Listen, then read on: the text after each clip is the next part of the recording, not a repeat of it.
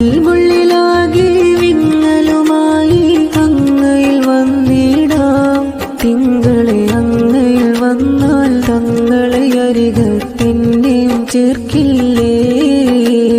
മണിമുത്ത് നബിക്കുണ്ടതിശയ ഭവനം, അത് കണക്കൊതിയാണേ.